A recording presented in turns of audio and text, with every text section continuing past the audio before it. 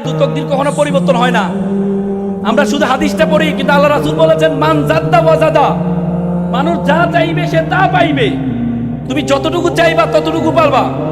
আল্লাহ তাআলা কোরআনে বলেছে ওয়ালাইসা লিল ইনসানু ইল্লা মা সা, মানুষ ততটুকুই পাবে যতটুকু সে চায়। তো সুতরাং তুমি তোমার চাওয়ারটা সর্বোচ্চ করতে হবে, নিজেকে পাতিলের মতো পোড়াইতে হবে, নিজেকে কষ্ট দিতে হবে। সেটা যদি দিতে পারো তাহলে তুমি সেভাবে সম্মানিত হবা। সর্বশেষ যেটি বলেছেন সেটি হচ্ছে রিড বুক, বই পড়তে হবে, বই পড়তে হবে।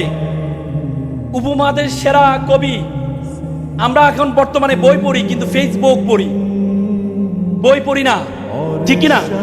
ফেসবুকের লোগোটা দেখছো এভাবে মাথার নিচে, যারা শুধু ফেসবুক এখন পড়বা তোমাদের মাথার নিচে থাকবে, কখনো উপরে উঠবে না। এই জন্য ফেসবুকে পড়া যাবে না, তোমাকে বই পড়তে হবে।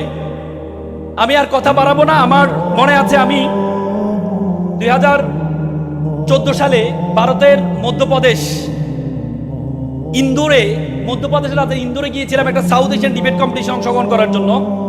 আসার পথে একটি মুম্বাইতে আমাদের ট্রানজিট ছিল। মুম্বাইতে একটা চিড়িয়াখানা দেখতে পেলাম, ডারউইন চিড়িয়াখানা। সে চিড়িয়াখানার মধ্যে দেখাচ্ছে কিভাবে পাথর দিয়ে কিভাবে বানর ধরা হয়, সে প্রক্রিয়া দেখাচ্ছে। দেখলাম একটা খাঁচার মধ্যে একটা ছোট ছিদ্র রাখা হয়েছে, ভিতরে কিছু বাদাম রাখা হয়েছে। বানর আবার বাদাম খুব পছন্দ করে, কলা খুব পছন্দ করে।